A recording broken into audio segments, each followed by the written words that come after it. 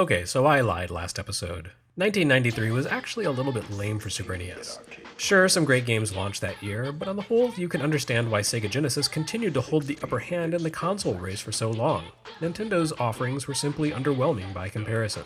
1994, on the other hand, would prove to be a different story altogether. The Super NES's lineup in 94 might actually have been the single strongest lineup a games console had ever witnessed to that point. And it still stands as a high watermark, really. Donkey Kong Country may have gotten all the attention in 94, but it was simply the capstone to an amazing year of genuine classics. Mega Man X. To give you an example of how fantastic 1994's Super NES output was, the year began with what might be the finest entry in one of the greatest game franchises of all time, and this isn't even the best game of 94. Mega Man X took the long-running Mega Man series from NES, where it had grown long in the tooth, and reinvented it for 16 bits. While it retained the basic elements of the 8-bit franchise, running, jumping, free level selections, capturing weapons from defeated bosses, it gave its new hero new abilities, like wall jumping and riding armored suits, as well as subtle features such as the power to affect the appearance of stages by beating certain bosses. While the X games would never quite recapture the spark of this masterpiece, it proved that Mega Man hadn't run out of steam just yet. Flashback: The Quest for Identity. A follow-up to the brilliant Out of This World, Flashback employed a similar animation-centric playstyle as its predecessor, but all in service of a considerably less abstract tale. The game's sci-fi settings played out like a great action movie at times, while presenting challenging environmental puzzles to be navigated at others. While less fondly regarded than its predecessor, its beautiful graphics and intricate gameplay make it an adventure worth revisiting.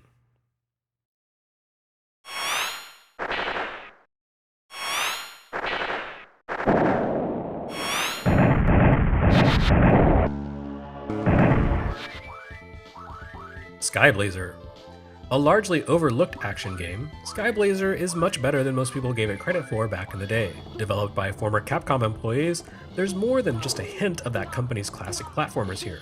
Featuring an unusual focus on East Asian lore and myths, SKYBLAZER gave players access to a powerful warrior commanding a host of magic spells across numerous visually stunning stages.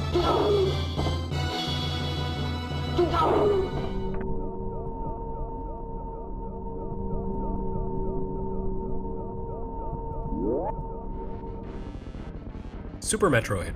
You'll often see Super Metroid cited as one of the greatest games of all time, and for good reason. It's one of the greatest games of all time. Brilliantly building on Metroid and Metroid 2, Super Metroid offered an unprecedented fusion of action, exploration, and narrative, all presented within the same seamless world. Its brooding atmosphere and open-ended design drew players into its universe and challenged them to find their way through its vast mysteries. Constantly imitated, but rarely surpassed, Super Metroid remains a classic for the ages.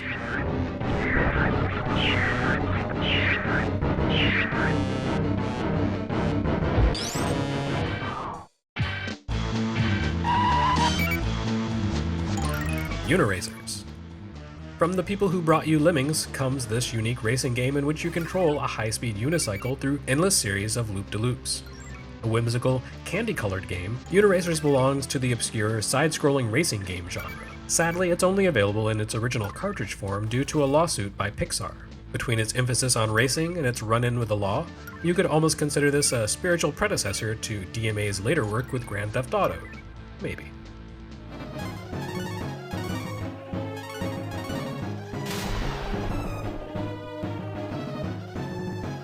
Breath of Fire. Developed by Capcom, Breath of Fire was localized and released in the US by Squaresoft. As with most of its sequels, Breath of Fire was a fairly straightforward take on classic console RPG standards, which offered a few unique twists, including the hero's ability to transform into a dragon and the way each party member had specific powers, like Bo's ability to hunt for animals on the overworld. A pretty fun RPG.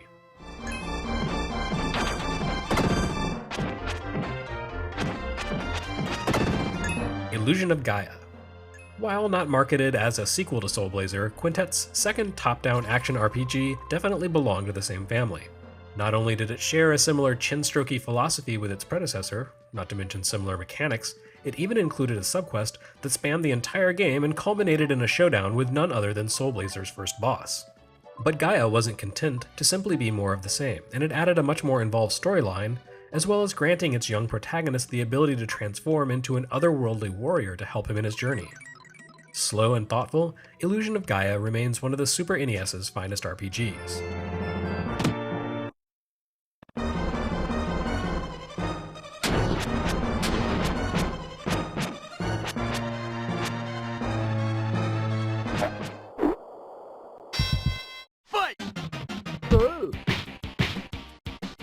Super Punch-Out! Punch-Out for NES did a fine job of transplanting a graphically stunning arcade game onto humble 8-bit console hardware. But with Super Punch-Out, Nintendo was finally able to present a more authentic arcade-like experience. Though fans of the original tend to overlook this sequel due to its stylistic shift, underneath the graphics, the two games had a great deal in common, including quality. Super Punch-Out features the same great gameplay as its predecessor, and many of the same whimsical opponents. 1, 2, 3, 4. Fight! SPARKSTER. The sole Super NES entry in Konami's Rocket Knight trilogy, SPARKSTER saw the talent behind games like Contra exploring a different sort of action game design. Clearly inspired to a large degree by Sonic the Hedgehog, SPARKSTER emphasized speed and aggressive play by allowing its marsupial hero to fling himself headlong into danger. But those bursts of speed weren't without their share of peril, and the game played out by testing players' willingness to balance speed versus caution.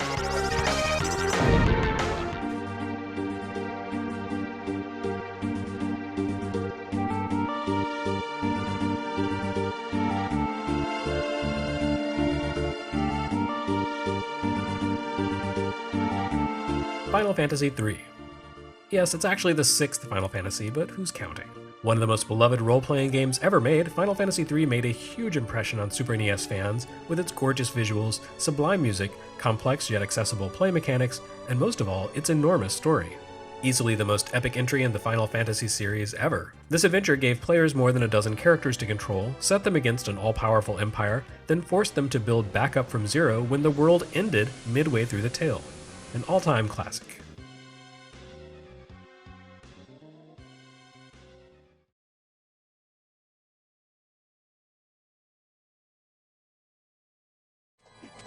Demon's Crest.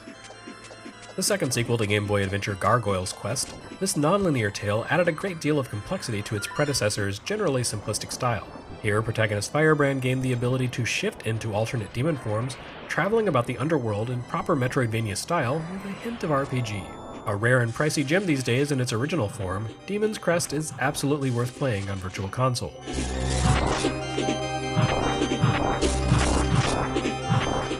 POCKY and Rocky 2. Essentially just a classic top-down shoot-'em-up, POCKY and Rocky 2 enjoys the novelty of its format. You don't control spaceships, but rather a Shinto princess named POCKY and her Tanuki companion Rocky. Their two-player cooperative journey across ancient Japan takes them through shrines, villages, and countryside, fighting off any number of traditional yokai monsters with prayers and talismans.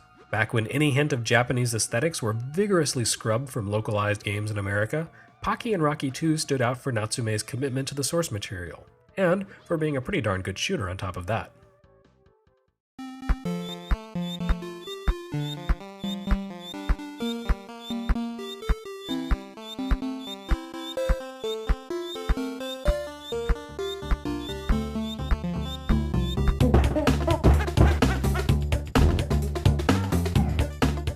Donkey Kong Country. The figurative 800-pound gorilla of Nintendo's 94 lineup, Donkey Kong Country helped keep the Super NES alive long enough for Nintendo to be able to take the time to refine the N64 for launch. Utilizing some very sophisticated graphics rendering technology on Rare's production side, Donkey Kong Country brought the illusion of next-generation 3D gaming to the humble world of 16-bit consoles. With a perfectly decent platformer lurking beneath the game's glossy exterior, Donkey Kong's grand return to gaming convinced more than a few Super NES owners to hold off on making the next-generation leap, at least for a while.